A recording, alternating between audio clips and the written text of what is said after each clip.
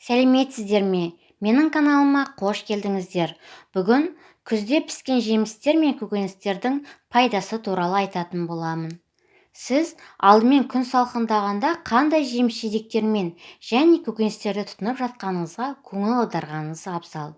Осы арқылы күздегі суықтаудан өз иммунитетіңіздің төмендеуінің алдын аласыз. Көп мөлшерде балғын көкөністер мен жемістерді жеуге тырысыңыз.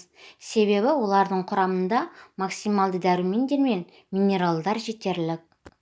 Күз айы диетаға отыруға немесе дұрыс тамақтануға ең қолайлы кезең болып саналады. Күзде нағыз піскен көкөністер мен жемістер түрлері көбейетін мезгіл. Ешқандай жасанды немесе жылыжайда өсірілген көкөністер емес.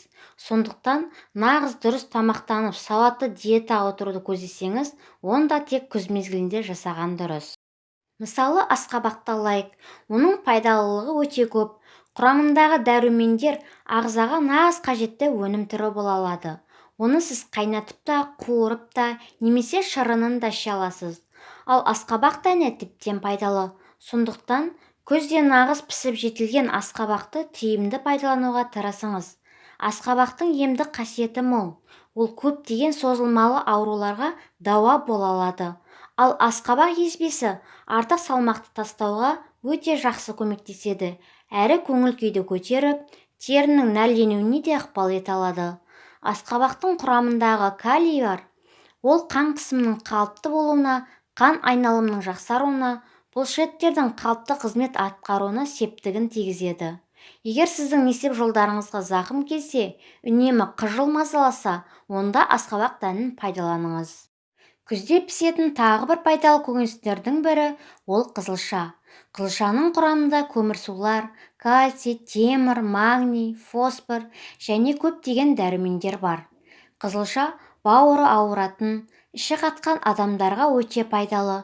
Сондай-ақ қызылша ағзаны тазалайды, шаршағанды басады, қаназықтың алдын алады және қатерлі ісіктен қорғайды. Қызылшаның құрамындағы кальцийдің сүйектеріміз бен тістерімізге пайдасы зор. Ал қызылша шырыны өт жолдары мен ішектерді тазартып, асқазанды емдейді. Қызылшамен асқынып кеткен жаралар мен қабынған теріні тағып тастауға да болады. Күзде пісетін жемістің бірі итмұрын. Итмұрын бағалы дәрумендерге өте бай. Бұл жеміс адамның күш-қуатын жоғарылататын, көңіл күйді көтеретін, әдемілік пен денсаулықты арттыратын қасиетке ие. Итмұрын суық тиюден қорғайды. Оның құрамында С дәруменіне бай. Басқа цитрусты жемістерге қарағанда итмұрынның пайдасы әлдеқайда жоғары. Күніне 50 дана итмұрынды тұтынсаңыз, немесе тұндырып тұнбасын қолдансаңыз, суықтаудың алдын аласыз. Жүзім. Күзде пісетін шырынды жеміс түріне жатады. Ол адамның иммунитетін күшейтеді, жүйкені тыныштандырып, терінің түлеуін арттырады. Сондай-ақ аллергия мен буындарда тұз жиналуының алдын алуда таптырмайтын жеміс. Жүзімнің құрамындағы табиғи фруктоза денедегі жұмсалатын қуаттың аз уақытта қайта қалпына келуін қамтамасыз етеді.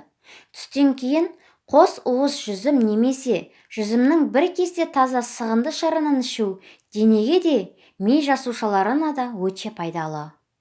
Құрма көпшіліктің сүйікті жемісі. Бұл жеміс дәруменді микроэлементтерге бай және көптеген пайдалы қасиеттерге. Оның құрамындағы глюкоза мен фруктоза көп болғандықтан 2-3 құрманың өзіне тойып қаласыз. Құрма теріні сергітеді, қан тамырлар жұмысын қалыпқа келтіреді, күйзеліс пен анемия кезінде де көмектеседі және жүрек ауруларына өте пайдалы. Осы видеом сіздерге пайдалы болды деген ойдамын.